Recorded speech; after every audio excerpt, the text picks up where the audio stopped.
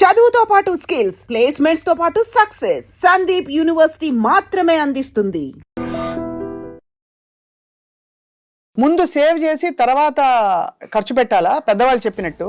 లేదు after all చిన్న జీవితం ఎంజాయ్ కరో అని చెప్తారా మీ సలహా? ఇన్వెస్ట్ ఫస్ట్ స్పెండ్ లేటర్ అంటున్నారు కదా. చాలా మంది ఎస్ఐపీలకు ఆప్ట్ చేసుకుంటారు. Tell us all about SIP, systematic investment plan. 8th wonder of compounding అని చెప్పి కానీ రూపీ కాస్ట్ యావరేజ్ చెప్తారు. కానీ నాకైతే పర్సనల్గా ఇప్పుడు ఒక వ్యక్తి మంత్లీ ఎస్ఐపి చేస్తున్నారు, ఒక 30,000, 50,000, ₹1,00,000 చేస్తున్నారు. ఇతని ఉద్యోగంలో ఇబ్బంది ఏర్పడింది, at the same time market crash అయిపోయింది. గోల్డ్ రేట్ ఇప్పుడు చూస్తే ఇవాళ రేపటి కాలంలో మళ్ళీ ఇంకా పెరగబోతుందని మీరు భావిస్తారా? అందరూ అనుకుంటారు గోల్డ్ ప్రైస్ తగ్గదని ఎక్కువగా నమ్ముతారు. మనం చెప్పినా నచ్చదు గోల్డ్ ప్రైస్ తగ్గుద్దని. అదే నేను ఒక ఆర్నమెంట్ కొంటే గోల్డ్ ప్రైస్ తగ్గినా నాకు తగ్గిందేమీ లేదు, నా ఆర్నమెంట్ నాకుంది. అదే నేను గోల్డ్ బాండ్ కొంటే ఒక ₹10 మ్యూచువల్ ఫండ్స్ పెడితే మనం ఎంత లార్జ్ లో పెట్టాలి, ఎంత మ్యూచువల్ ఫండ్స్ ఏమైనా మిడ్ క్యాప్ లో పెట్టాలి, ఎంత దీనిలో పెట్టాలి? ఇప్పుడు నా కూతురు పెళ్లి గురించి, నా కూతురు చదువు గురించి ఇంకో 14 ఏళ్ళు వెయిట్ చేయగలను అంటే ఐ కెన్ గో అగ్రెసివ్ కదా. Maybe small caps, mid caps consider చేయొచ్చు. కానీ 3 ఏళ్లలో కూతురు పెళ్లి ఉంది అంటే but even investing in income generating flats అనుకోండి, నాకు ఇక్కడ 30,000 రెంట్ వస్తుంది, ఇక్కడ 25,000 ఈ ఏరియాలో, కానీ దానికి నేను EMIలు కట్టుకోవాలి, ఇచ్చేయాలి. అసలు అలాంటి ఇన్వెస్ట్మెంట్ సౌండ్ ఇన్వెస్ట్మెంట్ సార్? చాలా మంది ఆ రెంట్లు కావాలని చెప్పి ఒక 220 గజాలు స్థలం కొనుక్కొని ఆ ఇండిపెండెన్స్ లో multi floors, multi double bedroom flats కట్టేస్తారు. అన్ని ఫ్లాట్స్ కడితే ఆయన వాచ్మెన్ అవుతాడు. అందరికీ నమస్కారం. I dream special candid conversation కి స్వాగతం, welcome.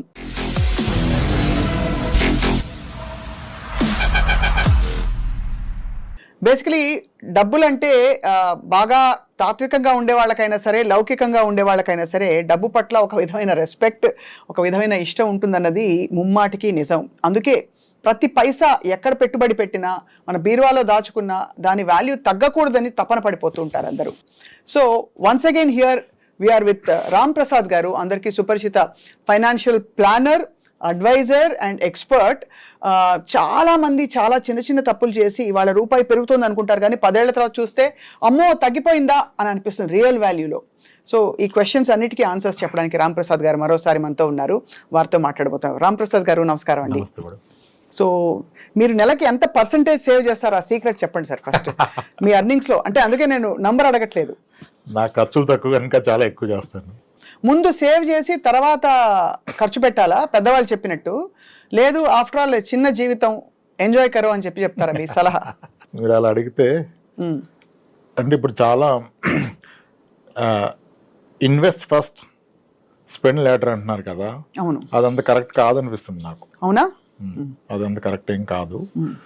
Salary minus investments is equal to your expenditure అని చెప్తున్నారు. దాంట్లో స్లైట్ కరెక్షన్ ఏంటంటే salary minus insurance minus expenses is equal to your investment అవ్వాలి యాక్చువల్గా. అంటే నంబర్స్ తీసుకుందాం. మీరు ₹100 సంపాదిస్తున్నారు, అందులో ఇన్సూరెన్స్ అంటే ఏమిటి? Health insurance and life insurance. దానికి పెట్టుబడి పెట్టేదంతా తీసేయాలి, ఎందుకంటే అది లేని పక్షంలో మీ ఏ ఆస్తి కూడా సేఫ్ కాదు కదా. అవును, మీ అన్ని సేవింగ్స్, గోల్డ్, ఇల్లు అన్ని వెళ్ళిపోతే కనుక ముందుగా ప్రతి ఫ్యామిలీకి సరిపడా హెల్త్ ఇన్సూరెన్స్, బ్రెడ్ విన్నర్కి ఏమన్నా అయితే ఆ ఫ్యామిలీని పోషించగలిగేంత లైఫ్ ఇన్సూరెన్స్, ఈ రెండు ఉండాలి. ఇది రిలీజియస్ గా ఈ ప్రీమియమ్స్ పే చేసి మిగిలిందే మీరు టచ్ చేయాలి. సో అదొక ₹5 పోయింది అనుకుందాం ఈ రెండింటికి, పోతుంది. సో ₹95 మిగిలింది. తర్వాత ఏం చేయాలి? ఆ 95లో ఒక క్వాలిటీ లైఫ్ స్టైల్ లీడ్ చేస్తూ, పిల్లలకి ఒక క్వాలిటీ ఎడ్యుకేషన్ ఇస్తూ, అప్పుడు మిగిలిందే ఇన్వెస్ట్ చేద్దాం. ₹65 అనుకోండి దానికి మొత్తం, పిల్లల ఎడ్యుకేషన్, ఇంటి రెంట్, లేకపోతే ఇంటి EMI అన్ని కలుపుకుని పోతే ₹65 పోయింది. సో 65 ప్లస్ మనకి ఇదంతా పోను మిగిలిన 35 ఏదైతే ఉంటుందో అది ఆ 30 ఇన్వెస్ట్ చేసుకోవాలి. ఆ ₹30 ఇన్వెస్ట్ చేసుకోవాలని చెప్తున్నారు. అది ఇప్పుడు అసలు పాయింట్కి వద్దాం. ₹30, ₹20 చేతిలో మిగిలినప్పుడు రామ్ ప్రసాద్ గారు చాలా మంది ఎస్ఐపీలకు ఆప్ట్ చేసుకుంటారు, ఎందుకంటే మనకి దాదాపు ఈజీ లిక్విడిటీ ఉంటుంది అండ్ మనం ఎంత ఎలా కావాలో ఎంత రిస్క్ తీసుకుంటున్నామో ప్లాన్ చేసుకోవచ్చు. Tell us all about SIP, systematic investment plan. Primary confusion, అందరూ మ్యూచువల్ ఫండ్స్ వేరు, ఎస్ఐపి వేరు అనుకుంటారు. Systematic investment plan is investing in mutual fund in a systematic way. వాయిదా పద్ధతిలో అప్పులు కొట్టడం అలవాటు అయింది, ఇప్పుడు వాయిదా పద్ధతిలో పెట్టుబడి పెట్టడమే SIP. Most popular is monthly SIP. ఈ మ్యూచువల్ ఫండ్లో అందరూ 8th వండర్ ఆఫ్ కాంపౌండింగ్ అని చెప్పి కానీ రూపీ కాస్ట్ యావరేజింగ్ చెప్తారు, కానీ నాకైతే పర్సనల్గా లిక్విడిటీ ఈజ్ పవర్ అనిపిస్తుంది. ఓకే. ఇప్పుడు ఒక వ్యక్తి ₹1,00,000 జీతం ఉంది, అతని మినిమం సర్వైవల్ ఖర్చులు 30,000 ఉన్నాయనుకోండి. బేర్ మినిమం బ్రతకడానికి 30,000 అవుతుంది. Food, just homely expenses, education కాకుండా పిల్లలది 30,000 అవుతుంది. ఈ వ్యక్తి కనుక ఒక 30,000 పర్ మంత్ ఎస్ఐపి చేస్తే SIP is completely liquid. At any point of time ఎంత మేరకు కావాలి అంత తీసుకోవచ్చు, ఏ రోజైనా తీసుకోవచ్చు, ఈ రోజు పెట్టి రేపు తీసుకోవచ్చు. ఇప్పుడు ఏమవుతుంది, ఒక వ్యక్తి ఖర్చులు 30,000, ఇతను మంత్లీ 30,000 లాస్తున్నాడు, which is in liquid form. That means technically is buying 1 future month every month. ఇతను కనుక ఈ మంత్లీ ఒక మంత్ కొనుక్కోవటాన్ని ఒక 50 నెలలు కంటిన్యూ చేయగలిగితే ఇతని పాకెట్లో 50 నెలలు ఉన్నాయి. అదే, that is freedom, that is wealth. మీకు ఎంత ఆస్తుంది కాదు, ఎంత టైం మీ పాకెట్లో ఉంది. టైమ్ ఈజ్ ఫ్రీడమ్ కదా. అవును, ఇట్స్ నాట్ మనీ. ఆ లిక్విడిటీ ఈజ్ ది పవర్. అందుకని ఎస్ఐపి ఇంత ప్రమోట్ చేస్తున్నారు. పీపుల్ ఎక్స్పీరియన్స్ అయిన వాళ్ళు కూడా దాన్ని అంతగా ఇష్టపడుతున్నారు. అదే, ఇప్పుడు అది లాభాలు నష్టాలు పక్కన పెడితే మార్కెట్ వల్ల కొంచెం అప్ అండ్ డౌన్ అవ్వచ్చు కనుక, కానీ మీ అవసరానికి అయితే ఆదుకుంటుంది. అండ్ ఇంకొక గ్రేట్ ఫీచర్ ఏంటంటే, ఇప్పుడు ఒక వ్యక్తి మంత్లీ ఎస్ఐపి చేస్తున్నారు, ఒక 30,000, 50,000, ₹1,00,000 చేస్తున్నారు, ఒక 24 నెలలు పెట్టారు. ఇతని ఉద్యోగంలో ఇబ్బంది ఏర్పడింది, at the same time market crash అయిపోయింది. సో రౌండ్ ఫిగర్ 1 lakh, 24 నెలలు 24 లక్షలు పెట్టారు. అది ఎర్లియర్ మార్కెట్ బాగుండటం వల్ల 29-30 లక్షలకి వెళ్ళిపోయింది. ఇప్పుడు మార్కెట్ క్రాష్ అయిపోయి 20 లక్షలకి లేదా 19 లక్షలకి వచ్చేసింది. అవును, ఈ అవకాశం ఉంది. ఇన్వెస్ట్ చేసింది 24 లక్షలు, ఇది వెనక్కి వచ్చి 19 లక్షలు అయింది. అది కూడా కొంతకాలం తర్వాత, 22 సంవత్సరాల తర్వాత. అంటే మామూలుగా ఊరికే దాన్ని పడేసి ఎక్కడో ఎఫ్డీలో పడేసి పెట్టినా కూడా ఎంతో కొంచెం అంత పెరిగి వచ్చేది. ఇప్పుడు ఈయన ఇక్కడ పెట్టడం వల్ల తగ్గింది. ఆ రోజు ఈయనకి ఇబ్బంది వస్తే, ఇబ్బంది ఎన్ని రోజులు ఉంటుంది, ఒక జాబ్ లో గ్యాప్ వస్తే మేబీ 6 months, మేబీ 8 months. అంటే ఇతనికి అవసరం యాక్చువల్గా 6 లక్షలు లేదా 8 లక్షలు లేదా నెలవారీ 1 లక్ష. ఇప్పుడు అతనికి ఉన్న 19 లక్షల్ని ఒకటి తీసుకోవచ్చు, కానీ రేటు తక్కువలో ఉంది కనుక తీసుకుంటే దానికి నష్టం. అప్పుడు దానికి ఎగెనిస్ట్ గా లోన్ తీసుకోవచ్చు. ఓహో, బంగారం మీద ఎలా లోన్ తీసుకున్నాం, మ్యూచువల్ ఫండ్లో కూడా అలానే లోన్ తీసుకోవచ్చు. అప్పుడు నేను నా ఇన్వెస్ట్మెంట్ డిస్టర్బ్ అవ్వట్లేదు. ఇప్పుడు తక్కువ రేట్లో ఉంది కనుక లోన్ తీసుకొని రేపు పెరిగా కావాలంటే లోన్ క్లోజ్ చేసుకోవాలి. అది ఎలా క్యాలిక్యులేట్ చేస్తారు సార్, దాని యొక్క ఇంట్రెస్ట్ కానీ? Interest very reasonable, like personal loans కన్నా కాస్త తక్కువలో ఉంటుంది, 10%, 10.5%. అది అనే డైలీ బేసిస్ కౌంట్ చేస్తారు. You need not to pay EMI. ₹1,00,000 తీసుకుంటే రోజుకి ఇంత అని పే చేయాలి. ఎన్ని రోజులు వాడితే అన్ని రోజులకి కడతారు. ఓడి లోన్ లాగా ఓవర్ డ్రాఫ్ట్ లోన్ ఇస్తారు కదా, అలా. అది కూడా చాలా గ్రేట్ ఫీచర్. మొత్తం అలా తీసేసుకోకుండా దాని మీద లోన్ తీసుకుని మళ్ళీ అది సహజ స్థితికి వచ్చి పెరిగాక అప్పుడు లోన్ క్లోజ్ చేసి విత్డ్రా చేసుకోవడం, కంటిన్యూ చేయడం చేయాలంటారు మీరు. ఆ నష్టంలో కూడా నష్టాన్ని మనం తీసుకోవట్లేదు. డబ్బు తగ్గిన మాట నిజం, ఆ తగ్గిన రేట్లో కొనట్లేదు కదా. ఇప్పుడు గోల్డ్ 7,000 గ్రాము కొన్నాను, రేపు 6,500 లేదా 6,000 అయింది. ఆ రోజు నాకు డబ్బు అవసరం ఉంటే నేను దాన్ని 6,000కి అమ్మితే నాకు నష్టం గ్రాముకు ₹1,000. అదే దాన్ని నేను లోన్లో పెట్టి తీసుకుంటే డబ్బు అంతే కదా. ఇంకోటి, ఈ లోన్ తీసుకునే క్రమంలో మనకి నార్మల్గా మనం లోన్ అనగానే ఏ పర్సనల్ లోను, హోమ్ లోన్ అంటే మీకు సిబిల్ ఉందా, ఇన్కమ్ ఉందా, ట్రాక్ రికార్డ్ ఎలా ఉంది అంటారు. ఇక్కడ ఏం అవసరం లేదు, నో సిబిల్, నో ఇన్కమ్. కరెక్టే కదా. అది అద్భుతంగా పనికొస్తుంది చాలా మందికి. ఇది చాలా మందికి ధైర్యాన్ని ఇస్తుంది. ఇవాళ రేపు మీ లైఫ్ లో రిస్క్ ఏంటి అంటే అందరు చెప్పేది జాబ్ పోతే. అవును, జాబ్ పోతే ఏమవుతుంది? జాబ్ పోతే you get free time, you can go on vacation. How can it be? మీ డబ్బు ఉంటే వెళ్ళొచ్చు. జాబ్ పోతే భయం ఏంటి? జాబ్ పోతే హ్యాపీనే, ఇంట్లో ఉండే హ్యాపీగా రావాలి. కానీ ఎలా లైవ్లీహుడ్ అంటారు కదా, దానికి ఇది బాగా హెల్ప్ అవుతుంది. అవును, ఇప్పుడు 24 నెలల్లో 24 లక్షలు పెట్టారు ఒక వ్యక్తి, ఇంకో వ్యక్తి 24 నెలల్లో 24 లక్షలు ఒక చిట్టి ముందుగా పాడి ఒక స్థలం కొన్నాడు అనుకోండి. అవును, ముందుగా చిట్టి పాడి 30 లక్షల చిట్టి 25 లక్షలకు పాడి స్థలం కొన్నాడు, దాన్ని చిట్టి కడుతున్నాడు. ఆయన చిట్టి కట్టం అయిపోయింది, ఈయన 24 లక్షలు మ్యూచువల్ ఫండ్ లో పెట్టాడు. రేపు మార్కెట్ బాగోలేదు, రెసిషన్ వచ్చింది, క్రాష్ అయితే రియల్ ఎస్టేట్ కూడా పడిపోతుంది. కానీ ఫట్టుమని దానికి మీకు బయ్యర్ దొరకడు.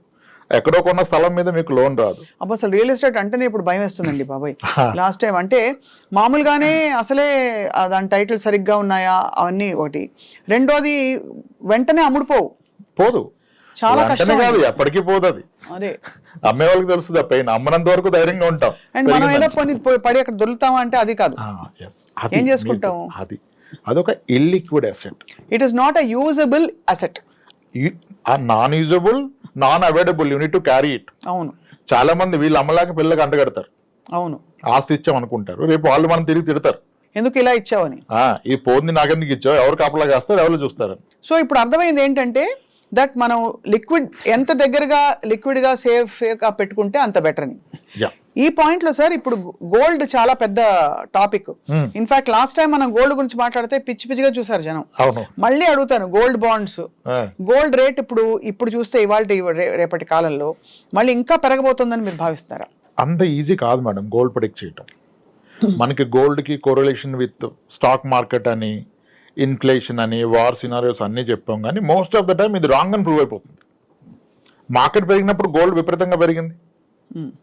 ఇప్పుడు మార్కెట్ అండ్ గోల్డ్ రెండు కరెక్షన్ వచ్చాయి. అవును కదా, యుఎస్ లో ట్రంప్ ఎఫెక్ట్ అనుకున్నారు, gold price will come down అంటారు ట్రంప్ చేస్తే. India as a country gold import తగ్గితే country economy will become strong. Actually అవును, our most burden is crude import and gold import. కానీ గోల్డ్ని మనం అంత ఈజీగా కంట్రోల్ చేయలేం ఇంపోర్ట్ని కదా. So gold price global parameters మీద ఎక్కువగా డిపెండ్ అయి ఉంటుంది బికాజ్ వీఆర్ ఇంపోర్టింగ్ కనుక. అయితే గోల్డ్ ప్రైస్ ఎలా తగ్గుద్దని పక్కన పెడితే తగ్గొచ్చు పెరగొచ్చు. అందరూ అనుకుంటారు గోల్డ్ ప్రైస్ తగ్గదని ఎక్కువగా నమ్ముతారు. మనం చెప్పినా నచ్చదు గోల్డ్ ప్రైస్ తగ్గుద్దని. పెరుగుద్ది అంటే హ్యాపీగా ఉంటారు. కానీ దేర్ ఆర్ సినారియోస్. గోల్డ్ 6 ఏళ్ల పాటు 8 ఏళ్ల పాటు ప్రైస్ పెరగడం పోగా తగ్గిన కేసులు చాలా ఉన్నాయి. మీరు చూస్తే 2012 నుంచి 2018 వరకు గోల్డ్ ఇంచుమించుగా 15-16% తగ్గింది. 32,000 10 గ్రామ్స్ ఉన్న గోల్డ్ అది 24,000-26,000 వెళ్ళిపోయి 2012 తర్వాత అలా పడిపోయి 2018లో మళ్ళీ 32,000 వచ్చింది. ఇది ఎవ్వరూ గ్రహించరు. ఇక్కడ ఎందుకు ఈ పాయింట్ చెప్తున్నానంటే, అదే నేను ఒక ఆర్నమెంట్ కొంటే గోల్డ్ ప్రైస్ తగ్గినా నాకు తగ్గిందేమీ లేదు, నా ఆర్నమెంట్ నాకుంది. అదే నేను గోల్డ్ బాండ్ కొంటే గోల్డ్ తగ్గితే నా రూపీ తగ్గిపోయింది. అవును, గోల్డ్ కాయిన్ కొన్నా తగ్గిపోయింది, ఎందుకంటే I'm not consuming it. Ornament gold కొడితే వేస్టేజ్ మేకింగ్ ఛార్జెస్ లో పోతుంది. ఎంత పోతుంది? 15, 18, 20. కానీ దాన్ని వేసుకోవడం వల్ల వచ్చే తృప్తి ముందు ఆ 18, 20 కొలలేం కదా అసలు. అట్లీస్ట్ ఆ తృప్తి అయినా వస్తుంది. అది వస్తుంది. అది వచ్చినప్పుడు తగ్గితే తగ్గినట్టు కాదు. హారం సైజ్ తగ్గదు, వడ్డానం ఏం తగ్గదు. అవును, కానీ అదే మీరు బాండ్ లో పెడితే మీ అమౌంట్ తగ్గిపోయింది. అవును, మీరు కాయిన్ కొంటే కాయిన్ వాల్యూ తగ్గిపోయింది. కాయిన్ మీరు వాడుకోలేరు. కాయిన్ డబ్బు దాన్ని కన్వర్ట్ చేస్తేనే కదా వాడతారు. అవును. సో కాబట్టి ఆర్నమెంట్ ఈజ్ బెస్ట్. ఆర్గ్యుమెంట్ ఏంటంటే వేస్టేజ్ మేకింగ్ అంటారు. అది లేని దేనికి షేప్ రాదు కదా. అంతే. ఇప్పుడు సార్, ఇప్పుడు ఇందాక మనం ఎస్ఐపిలు అంటే మ్యూచువల్ ఫండ్స్ గురించి మాట్లాడాం. లార్జ్, మిడ్ క్యాప్, ఇంకా స్మాల్, ఇవన్నీ పేర్లు వింటూ ఉంటాం. ఒక 10 రూపాయల మ్యూచువల్ ఫండ్స్ పెడితే మనం ఎంత లార్జ్ లో పెట్టాలి, ఎంత మ్యూచువల్ ఫండ్స్ మిడ్ క్యాప్ లో పెట్టాలి, ఎంత దీనిలో పెట్టాలి?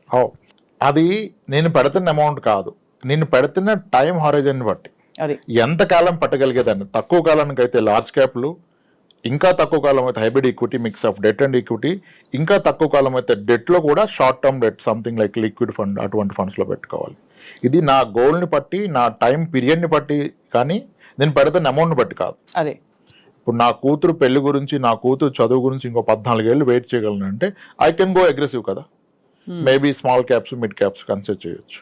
కానీ 3 ఏళ్ళలో కూతురు పెళ్లి ఉంది అంటే అసలు ఈక్విటీనే పెట్టకూడదు. 3 ఏళ్ళకి ఈక్విటీ లార్జ్ క్యాప్ కూడా కరెక్ట్ కాదు. హైబ్రిడ్ కూడా చాలా రిస్క్. అంతే. 3 years లో నెగిటివ్ రిటర్న్ వస్తుంది, ఖచ్చితంగా నెగిటివ్ రిటర్న్ వస్తుంది. సో మన అవసరాన్ని, దానికి ఉన్న టైంని బట్టి category of fund, not one amount. అదే మనకి కార్తీక మాసం అయిపోయింది, పెళ్లిళ్ళ సీజన్ వస్తుంది. ఒక చాలా ఎక్స్పీరియన్స్డ్ ఫైనాన్షియల్ ప్లానర్ గా మీరు చెప్పండి సార్, ఎవరిని తప్పు పట్టలేం, కానీ ఇంత లక్షలు కోట్లు పెట్టి పెళ్లిళ్ళు చేయడం గురించి మీ అభిప్రాయం ఏంటి సార్? అయ్యో అద్భుతం కదా మేడం. అంతేనా? చేయగలిగే స్తోమతను చేసుకోవడం మంచిది కదా. అంతేనా?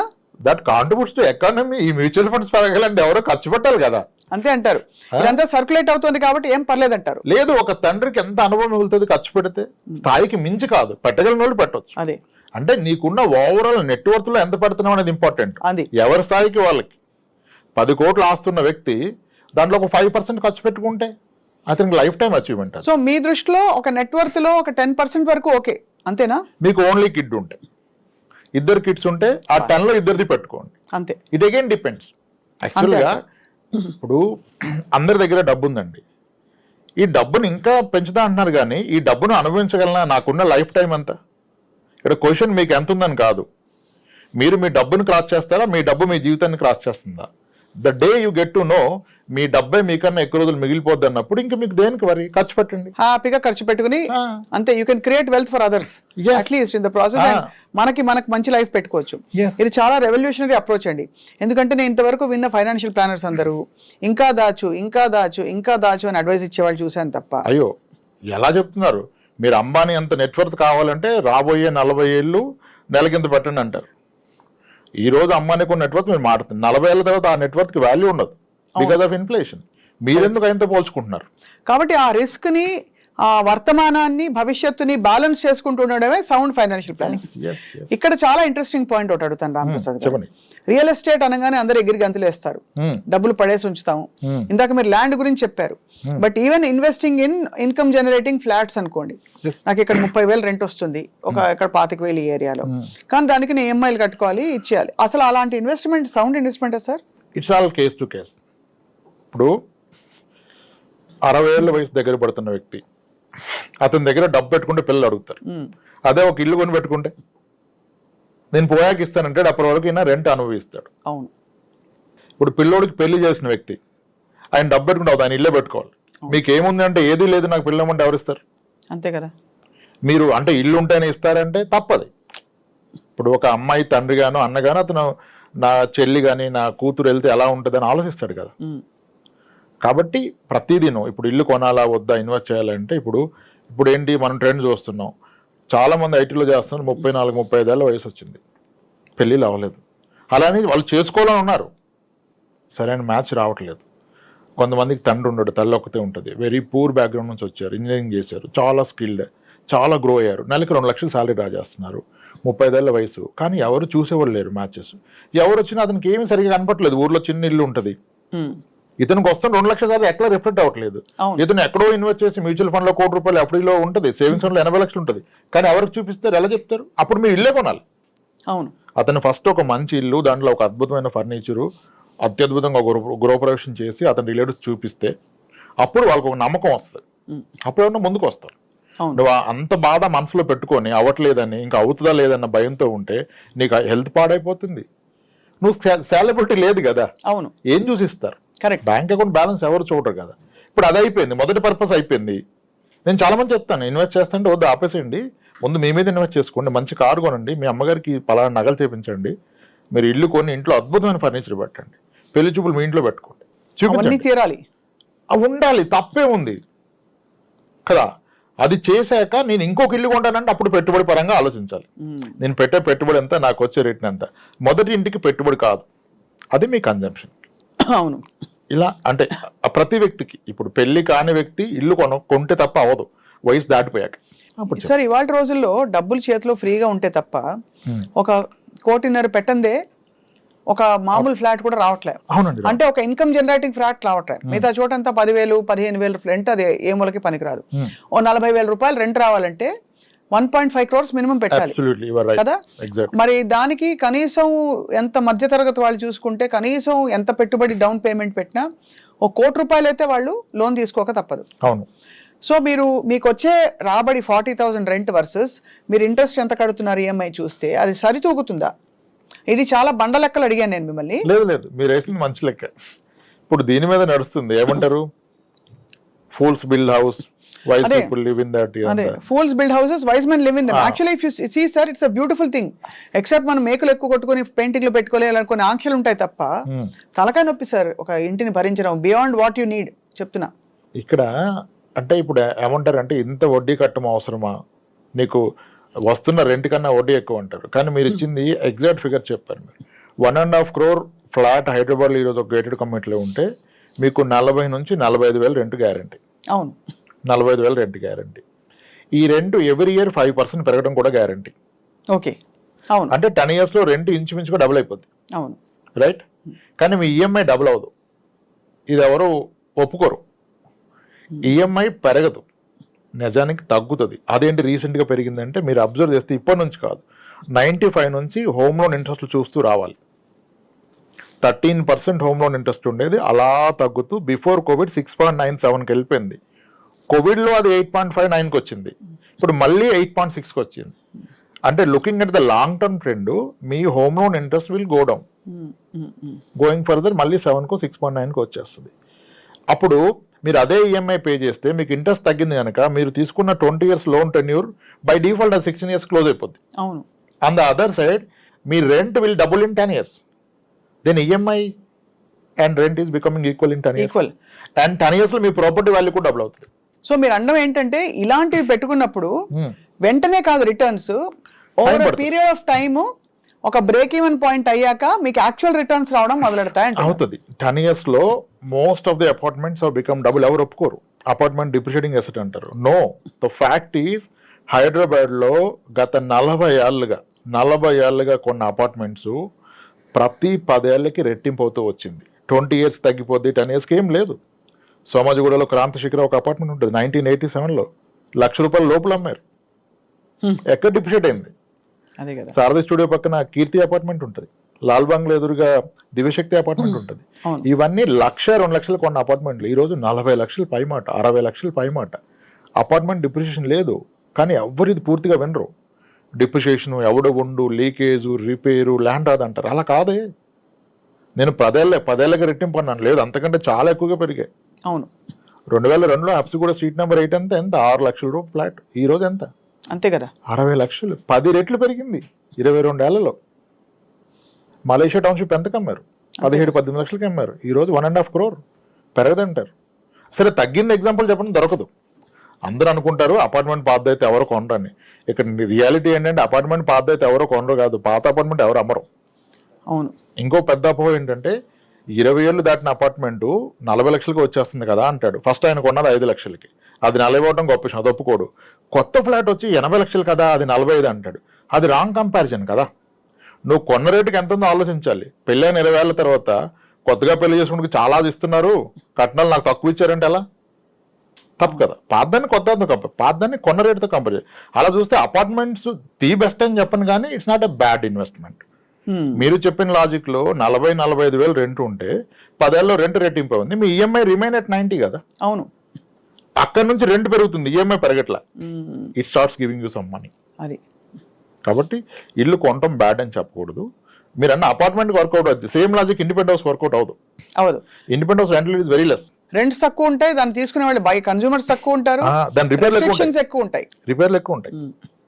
అవును, రిపేర్లు ఎక్కువ ఉంటాయి. చాలా మంది ఆ రెంట్లు కావాలని చెప్పి ఒక 220 గజాలు స్థలం కొనుక్కొని ఆ ఇండిపెండెంట్ హౌస్ లో multi floors, multi double bedroom flats కట్టేస్తారు. అన్ని ఫ్లాట్స్ కడితే ఆయన వాంట్ అవుట్ వాచ్మెన్ అవుతాడు. అవును. ఎంత టెన్షన్ అంతమంది టెనెంట్స్కి సర్వీస్ ఇవ్వాలంటే. పొద్దున్నే మోటార్ కాలిపోతే ఎవడు ఆ రోజు జాబ్ మానుకోవాలి? మీరే కదా. దాన్ని ఇన్వెస్ట్మెంట్ అంటున్నారు. మీ ఓవరాల్ కట్టుబడికి అయిందెంత, మీకు వస్తున్న రెంట్ ఎంత?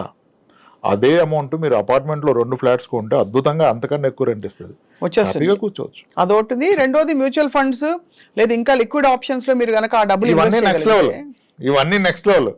మనకు తెలిసిన దాంట్లో మాట్లాడితే అది వాడుతున్నాం. These all next level. చాలా సౌండ్ అడ్వైస్. అయితే ఫైనలీ సార్ రాంప్రసాద్ గారు, ఇవాల్టి శీర్షికకి ముగింపు పలికేలోపు రిటైర్మెంట్ ప్లానింగ్ అని ఇప్పుడు మనకి ఇండియాలో కూడా బాగా ఊపందుకుంటుంది. How should middle class working professional plan for their retirement?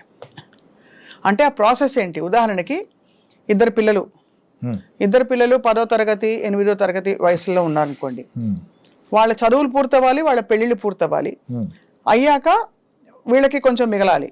Private sector కాబట్టి మోస్ట్ లైక్లీ పెన్షనబుల్ జాబ్ కాదు. ఎలా ప్లాన్ చేసుకోవాలి? ఇప్పుడు నాకు 60 ఏళ్ళు వచ్చాక నాకు ఎంత డబ్బులు ఉంటే అమ్మ నేను సేఫ్ అని అనుకోవచ్చు, నేను స్వప్నాన్ని అనుకోండి, లేదు మా ఇతను అనుకోండి. ఎలా ప్లాన్ చేసుకోవాలంటే మేడం, ప్రయారిటీ చేసుకున్నప్పుడు పిల్లల చదువులు పెళ్ళిళ్ళు పక్కన పెట్టయితే రిటైర్మెంట్ పెట్టుకోవడం అవ్వదు. ఈ ప్రాసెస్లో ఎంప్లాయీ ప్రావిడెంట్ ఫండ్ కూడా ఎవరు ఉంచట్లేదు, బ్యాలెన్స్ తీసేస్తున్నారు. వీళ్ళకి రియలైజ్ ఎప్పుడు అవుతారంటే 50 years వచ్చాక రియలైజ్ అవుతారు. అంటే మీకు రన్వేలో చాలా తక్కువ స్పేస్ ఉంటుంది, you need to take off. అవును, డిఫికల్ట్ అయిపోద్ది అప్పుడు, యూ కాంట్. సో అందుకనే ఆ ఆలోచన ఎర్లీగా వస్తే you will able to make something. అదే మీరు అన్నట్టు మ్యూచువల్ ఫండ్స్ పడేసి పెట్టడం, దానిలో ఏదైనా కానివ్వండి, ఫస్ట్ వీ షుడ్ రియలైజ్ నా రిటైర్మెంట్ నాటికి నా నెలవారీ ఖర్చు ఎంత ఉంటుంది. ఈ లెక్కలో తప్పిపోతారు. ఫస్ట్ ఈ లెక్క తప్పని ఇంకేమి చేయలేరు. ప్రతి 10 ఏళ్ళకి ప్రతి ఫ్యామిలీ ఖర్చులు మినిమం రెట్టింపు అవుతాయి. నిజానికి 3 times పెరుగుతున్నాయి రెట్టింపు. ఇప్పుడు 30 ఏళ్ల వ్యక్తికి కనుక నెలవారీ ఖర్చు 30,000 ఉంటే 30,000 ఉంటుంది కదా. అవును. 40 సంవత్సరాలు వస్తే నెలవారీ ఖర్చు 60,000, 50 ఏళ్ళు వస్తే 1,20,000, 60 ఏళ్ళు వస్తే 2,40,000 నెలవారీ ఖర్చు అవుద్ది. అది అవదంటాడు ఆయన. అంత అవుతుందా? అంత అయితే ఎవరిని బ్రతుకుతారా అంటాడు. అది అంత అవుతుందో లేదో మీ నాన్నగారు 30 ఇయర్స్కి ఎంత అయింది, ఇప్పుడు 60,000 ఎంత అవుతుందో చూడు తెలిసిపోద్ది. సో ఇవాళ నా ఖర్చులు చూసుకుని నేను ఒక 20 ఏళ్ల తర్వాత నాకు ఎంత కావాలో చూసుకోవాలి. 4 రెట్లు 4 రెట్లు చూసుకోవాలి. ఆ 4 రెట్లు ఇచ్చే సాధనం ఏముంది? 4 రెట్లు ఉంటుందా సార్? ఖచ్చితంగా అంతకంటే ఎక్కువ ఉంటుంది. సో ఇవాళ ఫర్ ఎగ్జాంపుల్ ఇవాళ ఒక 60,000 ఖర్చు పెడితే నేను నెలకి నాకు 2,40,000 కావాల్సి ఉంటుంది. ఖచ్చితంగా కావాల్సింది. అది లోయర్ సైడ్, అది సరిపడదు నిజానికి. నమ్మరని అబద్ధం చెప్పినట్టు అయిపోయింది పరిస్థితి. 30 ఏళ్ల క్రితం సరాసరి 1,000 రూపాయల్లో చాలా అద్భుతంగా బ్రతికేవాళ్ళు. ఈ రోజు 30,000 లేకుండా బ్రతకగలరా? అంటే ఆ రోజు నెలకి ఎంత అయిందో ఇప్పుడు రోజుకి అంత అవుతుంది. This is inflation. అండ్ మీ లెక్కలో నెలవారీ ఖర్చు ఈజ్ ఈక్వల్ టు అప్పుడు పిల్లల బాధ్యతలు అవి ఉండవు కాబట్టి ఒకటి మన ఇంటి ఫుడ్ ఖర్చు, మనకి ఇంటి ఈఎంఐ ఉండకూడదు. అంటే ఒక సొంత ఇల్లు ఏదో ఒక ఇది ఉండాలి, ప్లస్ మెడికల్ ఖర్చులు, ప్లస్ ఇంకేమన్నా నేను అదనంగా పెట్టుకునే ఇంకా ట్రావెలింగ్ వాట్ ఎవర్ అవి ఇవి పెట్టుకుంటే అది లెక్క చేసి ఒక 50,000 అయింది అనుకోండి అది నెలకి ఒక మనిషికి. అది మనకి 60 ఏళ్ళకి 40 ఏళ్ళకి 50,000 ఉంటే 2 లక్షలు అవుతుంది. అది 2 లక్షలు ఖచ్చితంగా అవుతుంది. ఖచ్చితంగా అవుతుంది.